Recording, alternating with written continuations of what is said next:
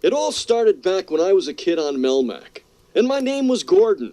Gordon Shumway. I got Talking Alf for Christmas back in the 80s. I really wanted it. Having Alf as a friend? It was like a dream come true. So let me show you how it works. Pop in the 4C batteries, slip in the cassette tape, and... Da, da, da, da, da, da, da. This was just one of many talking dolls that came out in the 80s and 90s. So let's backpedal a bit and revisit the once popular and horror movie inspiring nightmare fuel known as talking dolls.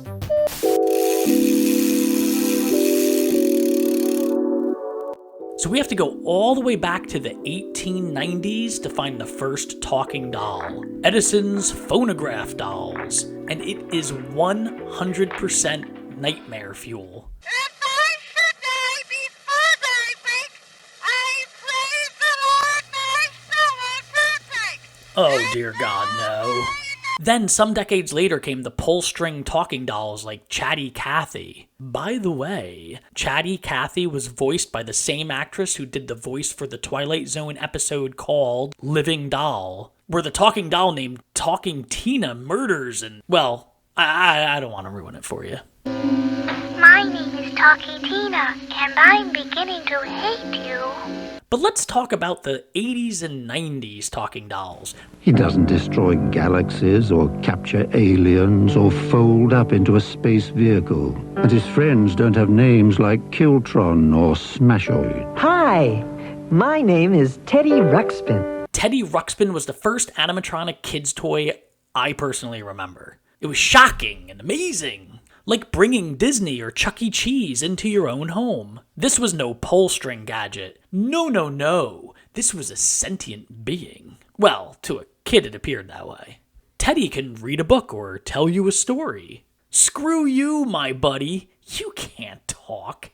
Side note, one cool thing about the talking doll cassette tape system, you could swap out the cassette and replace it with, say, Guns N' Roses.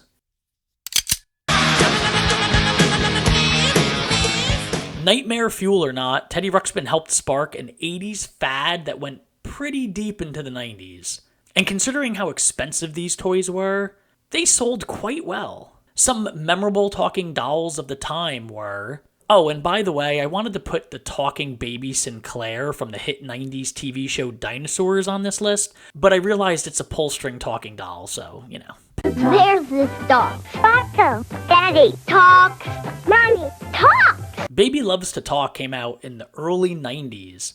All you did was push a button on the back, kiss her forehead, and away she went. Interesting thing, you could teach her how to talk, which is more than Alf and Teddy did. The one, the only. You're Battery not included.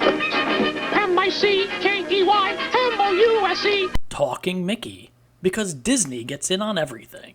soft white feathers and a long, slender neck. Talking Mother Goose. Now this one makes sense to me. It's kinda weird sitting there listening to a goose tell stories, but still, it makes sense. You and me and you. Think of all the fun things we can do. Together, just we two, me and you. Cricket the Talking Doll came out in the late 80s and ran off a cassette tape. I'm calling Telephone Tammy. Hello. I've been waiting for your call. Telephone Tammy came with her own phone. She loved to chat all day long. Wait a second. Is that Mila Kunis? My buddy only talked when it was possessed. By the way, the Chucky movies were highly influenced by the talking doll fad of the 80s. Good night, Chucky. I mean, there definitely was an odd factor to it all. I'm not saying kids didn't love their baby dolls and wisecracking cat-eating aliens, but sometimes it was a little unsettling. Good morning, Red Riding Hood. Oh, and I almost forgot Grubby. Eventually, Teddy got a friend named Grubby and was sold as a best friend for your best friend. The best friend for your best friend. Wait a second. I thought Teddy was your best friend. At the end of the day, I liked the talking robots over the talking dolls. Talking robots seemed friendlier and more human. I mean, look at this guy. He's smiling, he cares, he just wants to be your friend and be loved. Meanwhile, Teddy's already moved on. Oh, Teddy Ruxpin is my friend. And Grubby's my friend too.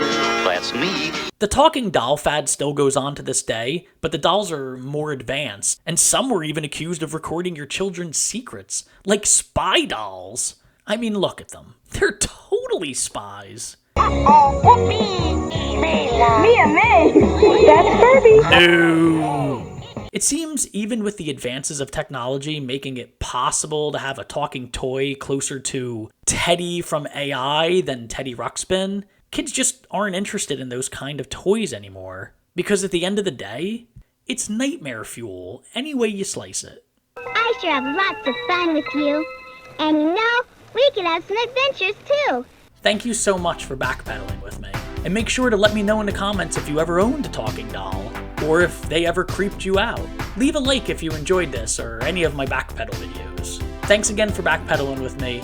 I'm Tig, and I'll see you in the future.